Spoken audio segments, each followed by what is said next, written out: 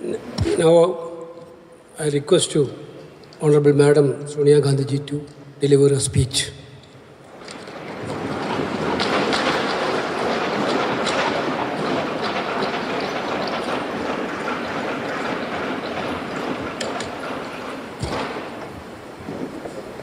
Congress President,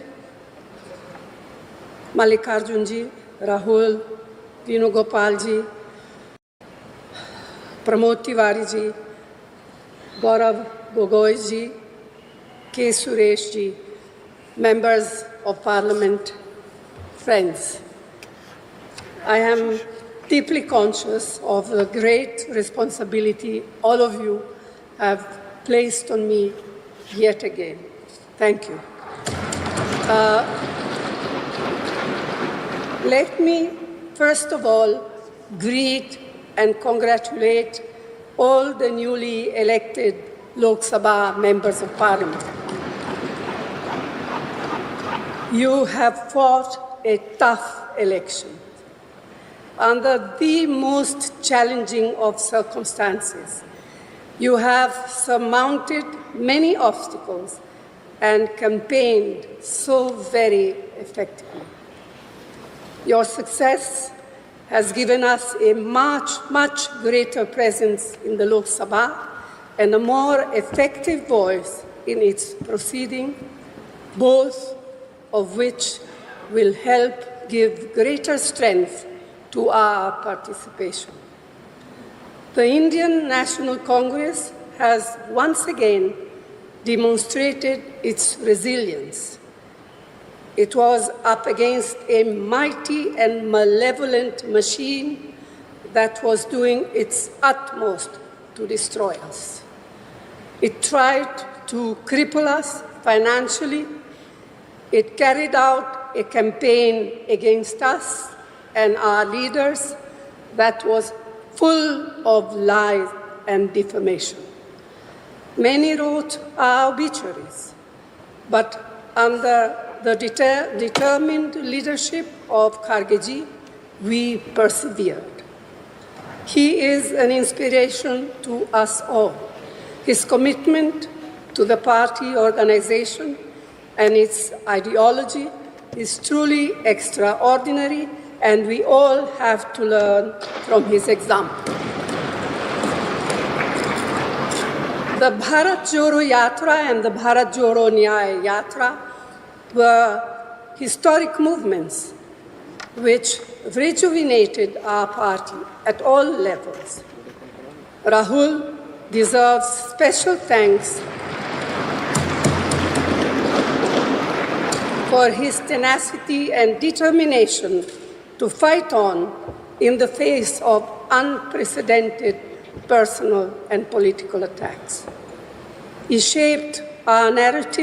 also shaped our narrative on guarantees and on the protection of the Constitution very sharply.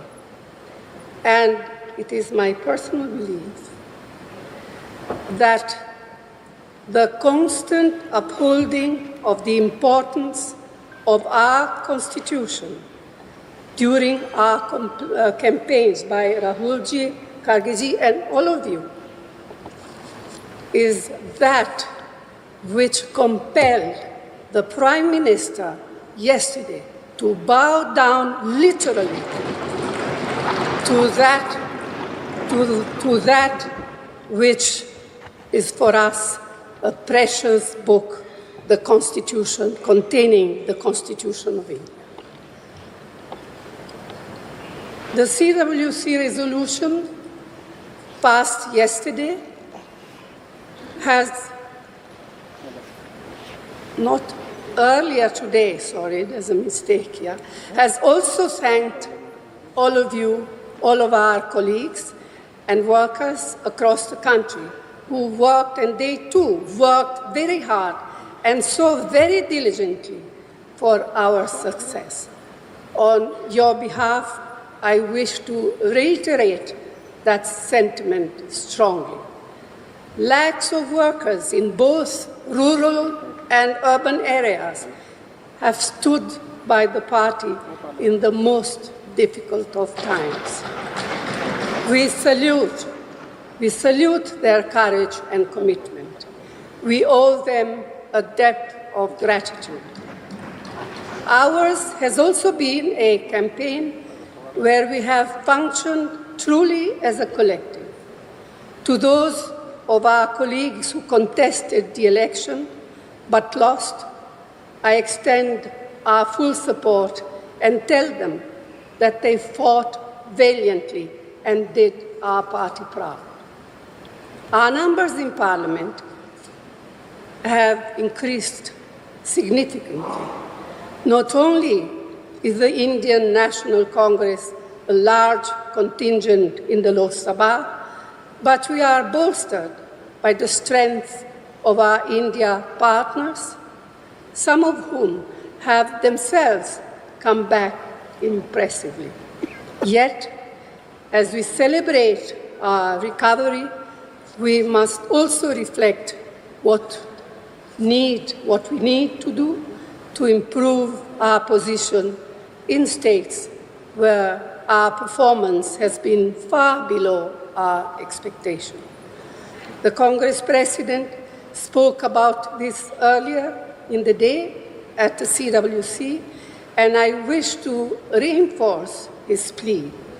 The Prime Minister, who sought the mandate solely in his name to the exclusion of both his party and its allies, has suffered a political and worse, a moral defeat. In reality, he has lost the mandate he sought and thereby lost the right to leadership as well. Yet, far from taking responsibility for failure, he intends to get himself sworn in again tomorrow. We do not expect him to change the substance and style of his governance, nor take cognizance of the will of the people. That is why, as members of CPP, we have a special obligation to be watchful, vigilant, and proactive in holding him and his new NDA government accountable. No longer can and should Parliament be bulldozed like it has been for a decade now. No longer will the writ of the ruling establishment be permitted to disrupt Parliament whimsically, mistreat members, or push through legislation without due and proper consideration and debate. No longer can and should parliamentary committees be ignored or bypassed like they have been since 2014. No longer will Parliament be muzzled and stifled as it has been over the past 10 years. We have challenging times ahead. We have to be alert, prevent any attempt to increase polarization and erosion of secular and democratic values. So this is a renewed opportunity for us as a party that established parliamentary democracy in our country to bring parliamentary politics back on track to where they legitimately belong. In this election, the people have voted decisively to reject the politics of divisiveness and authoritarianism. They have voted to strengthen parliamentary politics and safeguard our Constitution. They have voted for the agenda of economic and social justice. That indeed should continue to be our objective and guide. Friends, this is a very emotional moment for me, for us all, especially the newly elected members of Parliament. All I have to say is that I have received so much love and affection from you.